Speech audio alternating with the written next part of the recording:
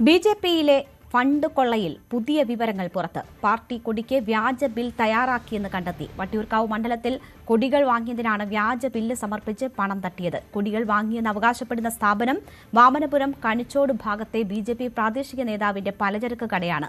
3.25 ലക്ഷം രൂപയാണ് പലചരക്ക് കടയുടെ GST നമ്പർ ഉപയോഗിച്ച് വ്യാജ ബിൽ ഉണ്ടാക്കി തട്ടിയത്. തട്ടിപ്പ് അന്വേഷിക്കാൻ ബിജെപി പ്രത്യേക സമിതിയെ നിയോഗിച്ചു. നിയമസഭാ തെരഞ്ഞെടുപ്പിലെ പാർട്ടി കൊടി വാങ്ങിയ പേരിൽ സാമ്പത്തിക ക്രമക്കേട് നടന്നിട്ടുണ്ട് എന്ന പരാതിയുമായി ബന്ധപ്പെട്ട കൂടുതൽ തെളിവുകളാണ് BJPയുമായി ബന്ധപ്പെട്ട് പുറത്തു വന്നുകൊണ്ടിരിക്കുന്നത്. വട്ടിയൂർക്കാവ് മണ്ഡലത്തിലേക്ക് പാർട്ടി കൊടികൾ വാങ്ങിയ പേരിൽ 3,25,000 രൂപയുടെ തട്ടിപ്പ് നടന്നുവെന്ന് വ്യക്തമാക്കുന്ന വ്യാജ ബില്ലുകൾ അടക്കമാണ് ഇപ്പോൾ പുറത്തു വന്നിരിക്കുന്നത്.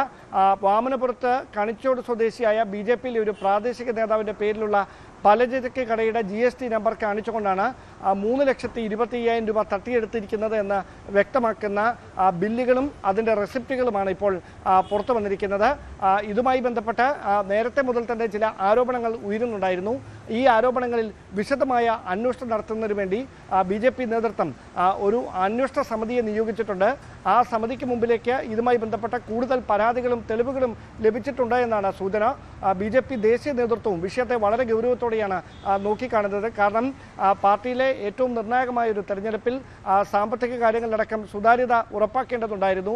ആ കാര്യങ്ങളിൽ ക്രമക്കേട് നടത്തിയത് ആരായാലും അവർക്കെതിരെ നടപടിയെടുക്കണമെന്ന നിലപാടിലാണ് നേതൃത്വം. ഇത് മാധ്യമ വാർത്തകളാണ്, വ്യാജമായി മാധ്യമങ്ങൾ ചമച്ചതാണ് എന്ന ആക്ഷേപം ഒരു വശത്ത് ഉയരുമ്പോഴും അത് മുഖവിലക്കെടുക്കാതെ തന്നെ നടപടിയുമായി മുമ്പോട്ട് പോകാനുള്ള നീക്കമാണ് മറുവിഭാഗം നടത്തിക്കൊണ്ടിരിക്കുന്നത്. കാരണം ഒരു തരത്തിലുള്ള വിമർശനവും അല്ലെങ്കിൽ ഒരു തരത്തിലും ഇത് നിസ്സാരമായി കാണാനാവില്ല. കാരണം ഗൗരവതരമായ ആരോപണങ്ങളാണ് ഉയർന്നിരിക്കുന്നത്. ആ ആരോപണങ്ങളിൽ കൃത്യമായി അന്വേഷണം നടത്തേണ്ടതും നടപടി ഉറപ്പാക്കേണ്ടതും നേതൃത്വത്തിൻ്റെ കൃത്യമായ ഒരു ബാധ്യതയാണ്, ഉത്തരവാദിത്തമാണ്. അതിൽ നിന്ന് ഒഴിഞ്ഞു പോയാൽ ഈ ക്രമക്കേടുകൾക്ക് BJP നേതൃത്വം, സംസ്ഥാന നേതൃത്വവും കൂട്ടുനിന്നു എന്ന വിമർശനം ഉയരും.